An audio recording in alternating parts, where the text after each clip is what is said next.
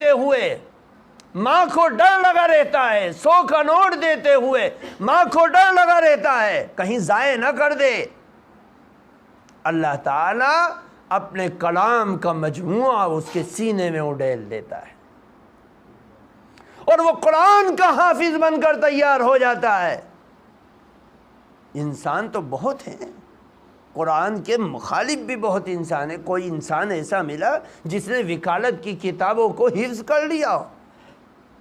وکیل وکالت کی کتابیں پڑھتا ہے، کانسٹیٹیوشن اور جو ہمارے ملک کا قانون اور دستور، جو جس ملک کا قانون اور دستور ہوتا ہے، کوئی وکیل دنیا کا ایسا ہے جو اپنے ملک کے قانون اور دستور کا حافظ ہو؟ وہ تو اس پر محنت کرتے ہیں، اپنی زندگی لگاتے ہیں۔ ایک ماں کی گود میں بچہ پلنے والا 2 سال کے لیے 3 سال کے لیے مدرسے میں آتا ہے اور جب اپنے گھر لوٹتا ہے قرآن کا حافظ بن کر لوٹتا ہے۔ یہ اللہ کا معجزہ ہے، یہ اللہ کا کی واضح دلیل اور نشانی ہے کہ جس قرآن کو میں نازل کر رہا ہوں یہ قرآن سچا ہے۔ دیکھو، ہر گلی میں جا کر دیکھو، ہر مسجد میں جا کر دیکھو، ہر حافظ قرآن کے سینے کو چیر کر دیکھو، آپ کو معلوم ہوگا انگریز جب آیا اور دلی میں بہادر شاہ ظفر جو بادشاہ تھے، انہوں نے مجاہدین جو آزادی کرانے والے تھے اور انگریزوں کے خلاف لڑنے والے تھے، ان کے امیر بن کر لڑائی شروع کر دی۔ انگریز نے چاروں طرف سے حملہ کیا اور دلی کے اندر گھس گیا۔ 1857 کا معرکہ۔ اس 1857 کے معرکے میں جو آج سے 150 سال پہلے ہوا، سب کچھ ہوا، اور جتنے عالم اس ملک میں تھے چن چن کر ان کو ختم کیا گیا۔ اس وقت یہ بات آئی تھی کہ قرآن اللہ تعالیٰ کی کتاب جب تک ان کے درمیان میں رہے گی اس وقت تک یہ چین سے نہیں بیٹھیں گے۔ وہ قرآن چھین لو، ان سے چھین لیا گیا۔ پانی پت کے اندر ہر گھر کے اندر حافظ قرآن تھا۔ تاریخ کی کتابوں میں لکھا ہے کہ جب صبح فجر کی نماز کے بعد محلوں سے نکلتے تھے لوگ، کچے مکانات ہوتے تھے، پکے نہیں ہوتے تھے، ٹپریاں ہوتی تھی، گھاس پھوس کے مکانات ہوتے تھے، ان مکانوں کے اندر کوئی آدمی بولتا تھا باہر آواز آتی تھی، ہر گھر سے قرآن پاک کے پڑھنے کی آواز آتی تھی، کیونکہ گھر گھر میں حافظ قرآن تھے۔ میرے دوستو، بزرگوں، انگریز نے آرڈر دے دیا کہ جتنی مسجدوں میں قرآن پاک ہے اور جتنے گھروں میں قرآن پاک ہے سب کو ہٹاؤ اور چھین لو ان سے، اور چھین کر آگ کے حوالے کر دو۔ تاریخ کی کتابوں میں لکھا ہے کہ گھر گھر سے قرآن پاک کو لا کر کسی چوک اور چوراہے پر رکھ دیا جاتا تھا اور آگ لگائی جاتی تھی، کئی کئی دن تک اس میں سے کالے کالے دھوئیں نکلتے رہتے،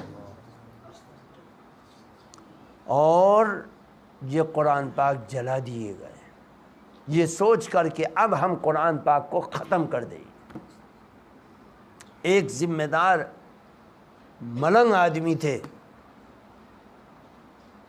انہوں نے، ان کا تعلق وہاں کے جو پانی پت شہر کا ذمہ دار تھا جو قرآن پاک کو چھین چھین کر جلا رہا تھا، اس سے دوستی تھی، اس کو دعوت دی کہ میرے ہاں کھانے پر آؤ۔ وہ کھانے پر آیا، اپنے لاؤ لشکر کے ساتھ آیا، دسترخوان بچ گیا، کھانا کھا لیا۔ پھر خان صاحب نے 2 معصوم بچے، 7 سال کے بچے، ان کو بلایا۔ وہ دونوں بچے حافظ قرآن تھے، ان دونوں بچوں کو سامنے بٹھا دیا گیا اور بٹھا کر ایک بچے کو خان صاحب نے اشارہ کیا کہ پڑھو۔ اس نے قرآن پاک کی تلاوت شروع کی۔ قرآن پاک سامنے نہیں ہے، اس نے پڑھنا شروع کیا اور حفظ پڑھنا شروع کیا. جہاں وہ غلط پڑھتا تھا دوسرا معصوم بچہ اس کو لقمہ دیتا تھا اور اس کی اصلاح کر دیتا تھا. وہ انگریز افسر دیکھ رہا ہے کہ بھئی یہ پڑھنے والا کیا پڑھ رہا ہے اور یہ کہیں غلطی کرتا ہے، فوراً اس کو جواب دے کر ٹھیک کر دیتا ہے. کیا معاملہ ہے، یہ کیا چیز ہے؟ تو خان صاحب نے کہا سنتے رہو. جب کافی دیر ہو گئی تو پھر اس کو کہا کہ تمہیں معلوم ہے یہ پڑھنے والا بچہ یہ کتنے سال کا ہے؟ کہا یہ تو چھوٹا ہی سا بچہ ہے، معصوم بچہ ہے. اور یہ کیا پڑھ رہا ہے؟ کہا مجھے نہیں معلوم. کہا جس قرآن کو تم مہینوں سے جلا رہے ہو اس قرآن کے حافظ ہیں یہ بچے. ان دونوں کے سینوں میں وہ قرآن ہے. تم جلاؤ گے قرآن، کاغذ کو جلا دو گے، اس کی جلد کو پھاڑ دو گے، اس کو گلا دو گے، اس کو سڑا دو گے اور اس کو ختم کر دو گے. لیکن بتلاؤ ہم نے اپنی قوم کے معصوم بچوں کو جو ماؤں کی گود میں کھیلتے ہیں ان کو ہم نے حافظ قرآن بنا دیا ہے. ساری دنیا ختم ہو سکتی ہے لیکن خدا کی قسم ان کے سینے کی تختی سے تم قرآن کے الفاظ کو زبر اور زیر اور پیش کو کھرچ نہیں سکتے. میرے دوستو بزرگوں، یہ ان مدارس کی محنت ہے جو اللہ تعالیٰ قرآن کی حفاظت کی ذمہ داری اور ذریعہ ان کو بنا رہا ہے. مسجدوں میں قرآن پڑھا جا رہا ہے، قرآن کے حافظ تیار ہو رہے ہیں اور معصوم بچے قرآن کے حافظ بن رہے ہیں اور قرآن کو یاد کر رہے ہیں اور قرآن کو محفوظ کر رہے ہیں. ساری دنیا ختم ہو سکتی ہے. 90 سال تک کمیونزم نے روس کے اندر، تاجکستان میں، ازبکستان میں، قزاقستان میں، شیشان میں 90 سال تک نبی کی سنت کی ایک مسواک کو بھی زندہ نہیں ہونے دیا. قرآن پاک تو بہت بڑی چیز ہے. 90 سال تک کمیونزم نے اسلام کا گلا گھونٹ کر رکھا. 90 سال تک کمیونزم نے العیاذ باللہ ایک چارپائی کے اوپر چادر ڈالی اور ایک 4 آدمی اور چند اوباش اس کے پیچھے اور وہ جنازہ لے کر جا رہے ہیں اور خالص مسلمانوں کی بستیوں سے لوگ پوچھنے والے پوچھ رہے ہیں کس کا جنازہ، کس کا جنازہ؟ وہی اوباش کہہ رہے ہیں کہ یہ اللہ کا جنازہ ہے. العیاذ باللہ. یہ کمیونزم کی کہ تم کسی بھی مذہب کو مت مانو، یہ کمیونزم کی سوچ تھی. ان لوگوں نے 100% ایک مذہب کو ماننے والے علاقوں سے ان کے ذہن سے نکالنے کی 90 سال تک کتنی جنریشن چلی جاتی ہے. بچے بوڑھے ہو جاتے ہیں اور بوڑھے مر جاتے ہیں اور جوان ختم ہو جاتے ہیں. 90 سال تک ایک مسواک کی سنت کو بھی زندہ نہیں ہونے دیا. خبردار کوئی مسواک کی بات نہ کرے، خبردار کوئی مسواک نہ خریدے نہ بیچے، خبردار کسی کے منہ میں مسواک ہوتی ہوئی نہ دکھ جائے. قرآن کی تعلیم، قرآن پاک اگر کسی گھر کے اندر مل جاتا تھا آگ لگا دیا جاتا تھا. لیکن پھر بھی قرآن کے حافظ تیار ہوتے رہے. ماؤں نے، بچوں نے زبان در زبان قرآن یاد کروایا لوگوں کو. کوئی کتاب نہیں، کوئی چھاپنے والا نہیں، کوئی بنا کر پیش کرنے والا نہیں، کوئی لانے والا نہیں، کوئی رکھنے والا نہیں. ہاں میں قرآن کا حافظ ہوں، مجھے ملا ہے، میں حافظ قرآن تھا اچھے زمانے میں، بس مجھے قرآن یاد ہے، میں زبان سے آیت بولتا ہوں تم یاد کرو. بچے یاد کرتے تھے اور ان لوگوں کا ذہن ایسا تھا. امام بخاری رحمۃ اللہ علیہ ان کے خاندان، ان کے پریوار، ان کے شہر، ان کے علاقے، ان کے ٹاؤن کے لوگ تھے جہاں پر بخاری شریف لکھی گئی، جہاں پر ابو داود شریف لکھی گئی، جہاں پر نسائی شریف لکھی گئی، جہاں پر ترمذی شریف لکھی گئی. ان علاقوں کے جہاں سے اللہ تعالیٰ نے، جہاں کے پرکھوں سے اللہ کے نبی صلی اللہ علیہ وسلم کے مقدس زبان سے نکلنے والے الفاظ کی حفاظت کا ذریعہ جن کو بنایا، جن کے بزرگوں کو بنایا، انہوں نے ایک آیت کو سنا اور اس کو یاد کر لیا۔ نہ قلم ہے، نہ دوات ہے، نہ کاغذ ہے، نہ قرآن ہے، نہ کتاب ہے، کچھ بھی نہیں۔ میرے بزرگوں، آج ہمارے پاس تو سب کچھ ہے، ہمارے پاس تو سب کچھ ہے۔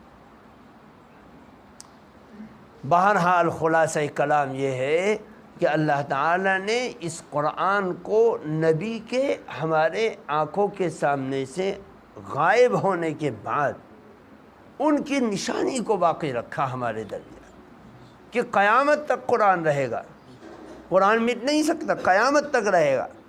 اس قرآن کو دیکھ کر اپنے ایمان کے راستے کو بناتے رہو۔ میرے دوستو، بزرگوں، وہ قرآن اللہ کے نبی کی نشانی ہمارے درمیان میں ہے۔ اس نشانی کی حفاظت تو ہونی ہے۔ پانی جب گرتا ہے کہیں تو پانی تو راستہ اپنا بناتا ہے خود، یا کسی کو بنانا پڑتا ہے؟ خود بناتا ہے۔ ہاں، میرا کھیت ذرا ادھر کو ہے، مجھے اپنے کھیت میں پانی کو پہنچانا ہے تاکہ میری ہریالی رہے اور میرا دانہ اگتا رہے۔ تو اب کھیت والا پھاوڑا اٹھائے گا، کدال اٹھائے گا اور زمین کو چیرے گا اور نالی بنائے گا اور راستہ بنا کر اس پانی کی منت سماجت کر کے اپنے کھیت تک لے جائے گا۔ فرمایا ایمان کا بھی معاملہ ایسا ہی ہے، قرآن کا بھی معاملہ ایسا ہے۔ یہ تو دریا بہہ رہا ہے اور بہے گا، اس دریا کے رخ کو ذرا اپنے علاقے تک بھی پھیرو، اپنے گھر تک بھی لے جاؤ، اپنے معصوم بچوں کو بھی اس قرآن کو سکھلاؤ اور اپنے گھر کو بھی اس قرآن سے زندہ کرواؤ۔ یہ اللہ کا مشن ہے، اور یہ ان دینی مدارس کی یہ مشن ہے کہ گھر گھر تک قرآن کی دعوت پہنچ جائے اور قرآن کا فیض پہنچ جائے۔ میرے دوستو، بزرگوں، اللہ تعالیٰ اس ادارے کی حفاظت فرماوے۔ یہ ادارہ الحمدللہ اس نے اپنی کارکردگی اور اپنی محنت، اپنی جفاکشی اور اپنے ذریعے سے جو فیض انہوں نے آپ کے تعاون سے آگے بڑھایا ہے، اس فیض کے ایک نمونے کو، اس سال کے نمونے کو آپ کے سامنے پیش کیا۔ اللہ تعالیٰ اس فیض کو جاری و ساری رکھے، اور حافظ قرآن کی فضیلتیں ان گنت ہیں۔ اللہ تعالیٰ ان بچوں کو سلامت رکھے، ان کے اساتذہ کی نجات کا ذریعہ بنائے، ان کے ماں باپ کی سربلندی کا ذریعہ بنائے۔ اللہ تعالیٰ ہمارے آنے کو، جانے کو، اٹھنے کو، بیٹھنے کو، سفر و حضر کو قبول فرمائے۔ صلیت علی ابراہیم وعلی آل ابراہیم انک حمید مجید۔ اللهم بارك على محمد وعلى آل محمد كما باركت على إبراهيم وعلى آل إبراهيم إنك حميد مجيد. اللهم ترحم على محمد كما ترحمت على إبراهيم وعلى آل إبراهيم إنك حميد مجيد. اللهم تحنن على محمد كما تحننت على إبراهيم وعلى آل إبراهيم إنك حميد مجيد. اللهم لك الحمد كله ولك الشكر كله ولك الملك كله وإليك يرجع الأمر كله. یا اللہ تو ہی سارے جہان کو پالنے والا ہے، یا اللہ تو ہی ذرے ذرے کا مالک ہے، یا اللہ تیرے ہی قبضہ قدرت میں تمام خزانوں کی چابی ہے، یا اللہ تو ہی احکم الحاکمین ہے۔ یا اللہ ہم ایمان لاتے ہیں تیرے اوپر، تیری ذات کے اوپر، تیری صفات کے اوپر، تیری طاقت کے اوپر، تیری شان کے اوپر، تیری عظمت کے اوپر، تیری بڑائی کے اوپر۔ یا اللہ ہمارے ایمان کو قبول فرما، یا اللہ ہمارے ایمان کو قبول فرما، یا اللہ ہمارے ایمان کو مضبوط فرما۔ یا اللہ ہم گواہی دیتے ہیں کہ تو اکیلا ہے، تنہا ہے۔ یا اللہ ہم گواہی دیتے ہیں کہ تو کسی باپ کا محتاج نہیں ہے۔ یا اللہ تو تیرے ذریعے سے کوئی اولاد نہیں ہے، یا اللہ تیرا کوئی بھائی نہیں ہے، یا اللہ تیرا کوئی سہیم اور شریک نہیں ہے، یا اللہ تیری کوئی ماں نہیں ہے، تیرا کوئی باپ نہیں ہے، یا اللہ تیرا کوئی مددگار نہیں ہے، یا اللہ تو کسی مددگار کی مددگار کا محتاج نہیں ہے۔ یا اللہ محض اپنے فضل و کرم سے ہماری خطاؤں کو معاف فرما، ہمارے گناہوں کو درگزر فرما۔ یا اللہ عافیت کا، رحم کا، کرم کا معاملہ فرما۔ یا اللہ ہم بہت ہی خطا کار، سیاہ کار ہیں، یا اللہ ہماری سیئات کو حسنات سے مبدل فرما۔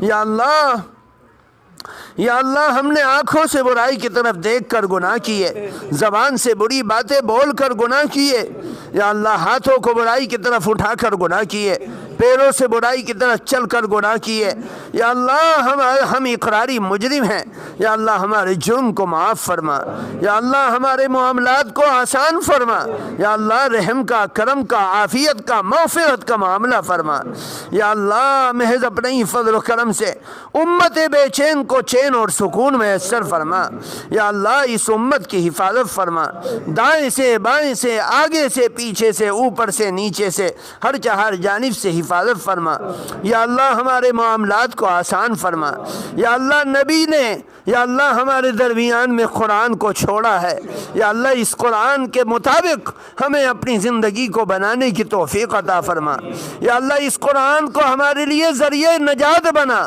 یا اللہ ہماری بلندی درجات کا ذریعہ بنا، یا اللہ اس سے فائدہ حاصل کرنے کی سعادت نصیب فرما، یا اللہ ہم ناکاروں کو، ہم نادانوں کو یا اللہ سمجھ عطا فرما، یا اللہ خیر سے مالا مال فرما، شرور و فتن سے محفوظ فرما، یا اللہ ہم جن حال میں بھی ہیں یا اللہ ہم تیرے ایک ایک قدم پر محتاج ہیں، یا اللہ تو بے نیاز ہے، ہم تیرے نیاز مند ہیں، یا اللہ تو احکم الحاکمین ہے، ہم تیرے محکوم ہیں، یا اللہ ہمارے معاملات کو آسان فرما، یا اللہ رحم کا، کرم کا معاملہ فرما، عافیت کا معاملہ فرما، یا اللہ ساری امت جو چین و سکون اٹھا ہوا ہے یا اللہ سکون اور اطمینان نصیب فرما، یا اللہ اپنی مرضیات پر چلنے والا بنا، یا اللہ نامرضیات سے محفوظ فرما، یا اللہ ان اعمال کی سعادت نصیب فرما جو اعمال تجھے پسند ہیں،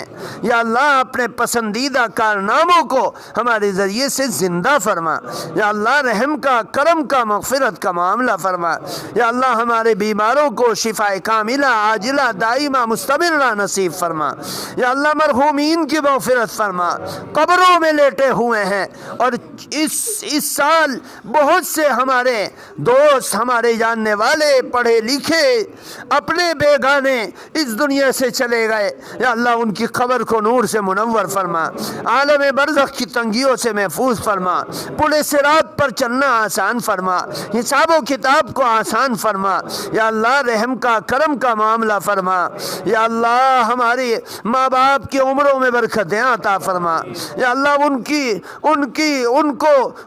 نظروں کو یا اللہ ہماری ذات کو ان کی نظروں کی، ان کی آنکھوں کی ٹھنڈک بنا، یا اللہ ہمارے اعمال کو ان کی زندگی کی بڑھوتری کا ذریعہ بنا، یا اللہ خیر سے مالا مال فرما، شر سے محفوظ فرما، یا اللہ ہمارے خطوں کی حفاظت فرما، ہمارے محلوں کی حفاظت فرما، ہمارے گاؤں کی حفاظت فرما، ہمارے معاشرے کی حفاظت فرما، ہماری مساجد کی حفاظت فرما، ہمارے مدارس کی حفاظت فرما، دینی جماعت و مراکز کی حفاظت فرما، تمام عالم اسلام کی حفاظت فرما، خصوصاً حرمین شریفین کی حفاظت فرما، بیت المقدس کی حفاظت فرما، یا اللہ دائیں سے بائیں سے، آگے سے پیچھے سے، اوپر سے نیچے سے، ہر جانب سے ہماری حفاظت فرما، ہم سب کو محبوبیت، منفعیت، نافعیت، مرجعیت، مقبولیت، قبولیت عطا فرما، یا اللہ ہمارے آنے کو، جانے کو، اٹھنے کو، بیٹھنے کو، سفر و حضر کو یا اللہ قبول فرما، اس پروگرام کو قبول فرما، اس مجلس کو قبول فرما، مجلس میں چاہنے والوں کی چاہتوں کو یا اللہ قبول فرما، یا اللہ ہمارے بہت سے بھائی قرضوں میں دبے ہوئے ہیں، یا اللہ عزت کے ساتھ قرضوں سے خلاصی نصیب فرما، بیماروں کو شفا کاملہ عاجلہ دائمہ مستمرہ نصیب فرما، یا اللہ اپنا قرب نصیب فرما، اپنے نبی کا قرب نصیب فرما، عافیت کی زندگی میں میسر فرما، ہماری دعاؤں کو اپنے حبیب پاک سرکار دو عالم جناب محمد الرسول اللہ صلی اللہ علیہ وسلم کی برکت سے قبول فرما۔ سبحان ربک رب العزت عما یصفون وسلام علی المرسلین والحمد للہ۔